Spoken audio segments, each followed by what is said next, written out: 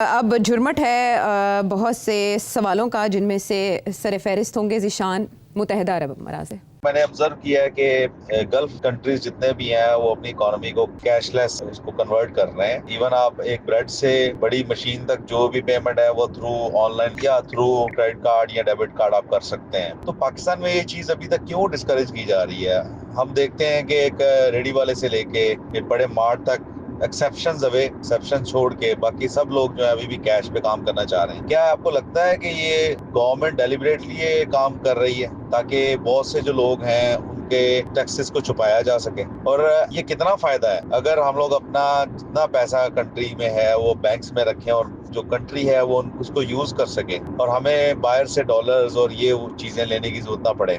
भाई साहब, आप दो मुख्तलिफ बातें कर रहे हैं और एक दूसरे के खिलाफ है वो दोनों बातें।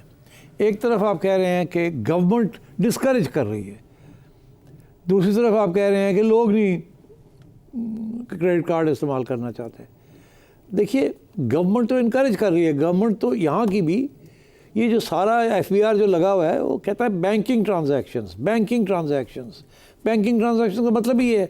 वो तो कैश विड्रॉल्स जो हैं उसके ऊपर भी वो टैक्स लगाना चाहते हैं ताकि आप कैश विड्रॉ करके ना खर्च करें, आप क्रेडिट कार्ड के ज़रिए करें या इलेक्ट्रॉनिक करें ताकि रिकॉर्ड रह जाए।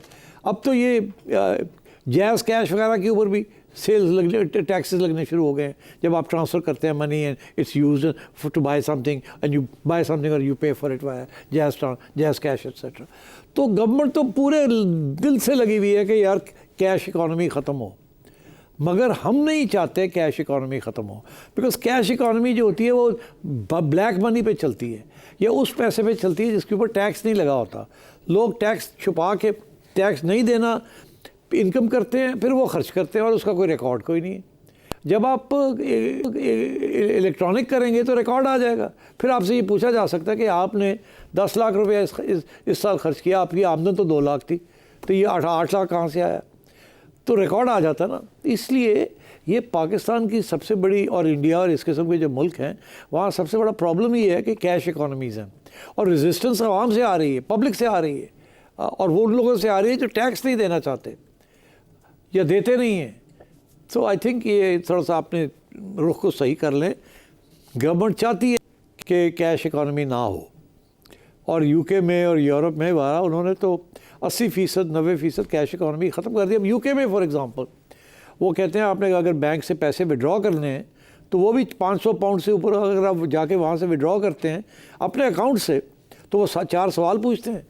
या आप जाके वहाँ डिपॉजिट करना चाहते हैं, अगर आप कारोबारी लोग हैं तो फिर वो आपके बिज़नेस अकाउंट में तो वो चली जाएगी, मगर पर्सनल अकाउंट में अगर आप कोई पैसे डिपॉजिट करेंगे वो पूछते हैं ये कहाँ से आए हैं पैसे ये। तो वहाँ तो ऑलरेडी बड़ी सही जा रहे हैं। दुबई में भी यही है, वो चाहते हैं कि कैश इकॉनमी जो है वो ख़त्म हो। मगर दुबई में एक बड़ी इंटरेस्टिंग चीज़ है ना, वहाँ इनकम टैक्स नहीं है, वहाँ एक सिर्फ 5% GST लगा हुआ है, वो भी अब लगा है। तो वहाँ कैश हो या क्रेडिट कार्ड हो, इट डजंट मैटर, बिकॉज वहाँ कोई छुपाने वाली इशू नहीं है। भाई हाँ, तो हमारे यहाँ है छुपाने वाली बात। लोग कैश पे इसलिए करते हैं बिकॉज वो कैश बता नहीं सकते कहाँ से आया है, इसलिए ये नहीं बताएंगे गया कहाँ है, तो इसलिए क्रेडिट कार्ड नहीं उससे इस्तेमाल होते। क्रेडिट कार्ड वो लोग मिडिल क्लास करती है जिनके पास लिमिटेड अमाउंट ऑफ मनी है, वो बैंक से सीधे तनख्वाह जो है वो जाती है आपके अकाउंट में और वही पैसे हैं, उनके पास कोई ब्लैक मनी है नहीं, इसलिए जो आता है वो वहीं से खर्च करते हैं, उन्हें कोई तकलीफ़ नहीं है यूजिंग द क्रेडिट कार्ड्स। मगर जो लोग इलीगल मनी अर्न कर रहे हैं वो क्रेडिट कार्ड नहीं इस्तेमाल करेंगे। क्रेडिट कार्ड करेंगे तो पकड़े जाएंगे, वो पूछा जाएगा ये कहाँ से आए पैसे, बैंक में डालेंगे तो वो पूछा जाएगा कहाँ से आए। This is the problem. एक चीज़ के ऊपर ज़रूर है जिसके ऊपर मैंने बहुत दफ़ा बात की है कि ये गवर्नमेंट या ये गवर्नमेंट हो या कोई और भी गवर्नमेंट हो, पहले वाली आज वाली, ये क्यों 5000 के नोट के ऊपर क्यों नहीं उसको ख़त्म करते?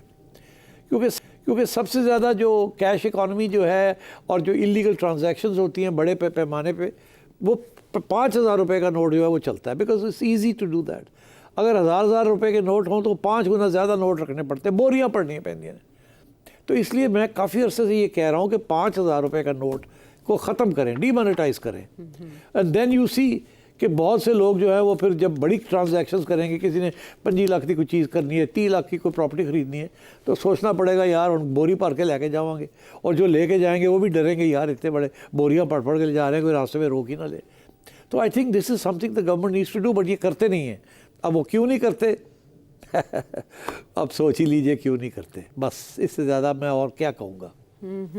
ठीक है, बड़ी बात कह दी आपने। और अब शहरयार कुरैशी अमेरिका से। जो मेरा सवाल है नजम सेठी साहब से, वो पाकिस्तान और सऊदी अरेबिया की डिफेंस पैक्ट के हवाले से है, जिसमें क्लैरिटी की बहुत ज़्यादा कमी है। अगर मैं इसको सही रिकॉल करूं तो ये बताया गया था हमें मीडिया की तरफ से कि एक मुल्क पे हमला दूसरे मुल्क पे हमला तस्वर किया जाएगा, लेकिन इस डिफेंस पैक्ट के बाद इंडिया ने बहुत ज़्यादा पाकिस्तान को धमकियाँ लगाई हैं हॉस्टाइल तरीके से। पाकिस्तान के ऊपर इतने हमले हुए हैं अफगानिस्तान की तरफ से, लेकिन सऊदी अरेबिया की तरफ से चले बयान अगर कोई आया हो सो आया हो, लेकिन प्रैक्टिकली जो कि हमें डिफेंस पैक्ट के हवाले से बताया गया था, इस किस्म की कोई सऊदी अरेबिया की तरफ से हलचल नहीं हुई। तो क्या ये डिफेंस पैक्ट जो है ये वन साइडेड है कि सऊदी अरेबिया के ऊपर हमला पाकिस्तान के ऊपर हमला समझा जाएगा और पाकिस्तान के ऊपर हमला सऊदी अरेबिया के ऊपर हमला नहीं समझा जाएगा, अगर मैं इसको सही रीड कर रहा हूँ? क्योंकि सऊदी अरेबिया जो है उसके डेफिनेटली अफगानिस्तान के साथ ताल्लुकात हैं। सऊदी अरेबिया के की बिलियंस ऑफ डॉलर्स की तिजारत है इंडिया के साथ। तो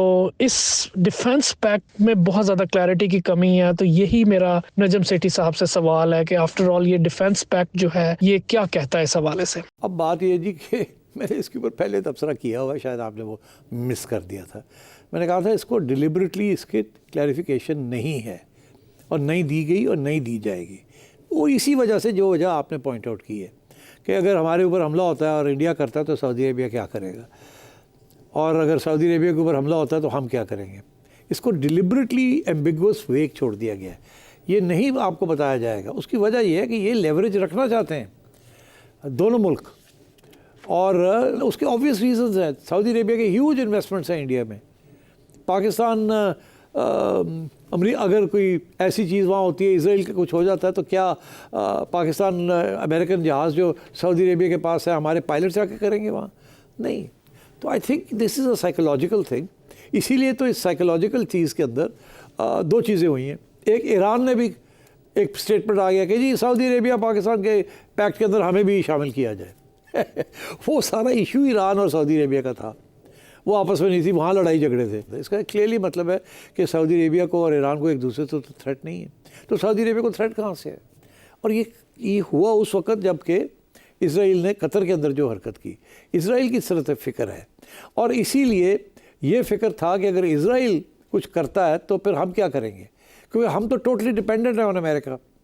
तो फिर सऊदी अरेबिया ने क्या किया? सऊदी अरेबिया ने एक तो पाकिस्तान के साथ ये कर लिया है टू टेल द इसराइलीज़ कि अगर हमारे पे हमला होता तो पाकिस्तानी जो है ना, they will help us, and they have nuclear weapons also, and they know how to fly these planes, and we may be able to bring them into it as well. This is leveraging against Israel. दूसरा ये America को भी, और फिर साथ ही साथ Saudi Arabia ने America को कहा कि हमारी एक डिफेंस एग्रीमेंट थी, उसको रिव्यू किया जाए और उसको फिर अपडेट किया जाए। तो वो अमेरिका के साथ भी इसी किस्म की एग्रीमेंट कर रहे हैं। सो हमें तो फ़ायदा है इसका। अब सऊदी अरेबिया हमारी हेल्प क्या करेगा? वो हमारी हेल्प यही करेगा कि इंडिया को ना करो, रोकने की कोशिश करेगा, पीस करेगा, और हमें पैसे वैसे दे देगा। अगर कोई ब्लॉकेड होगी या कोई सैंक्शन लगेंगे तो वो हमारी हेल्प करेगा। I think that's a sort of thing. But ये आप तो ना करेंगे, आपको ये बताया जाएगा। इसकी वैल्यू इसी चीज़ में है कि इसके डिटेल्स बाहर ना आए।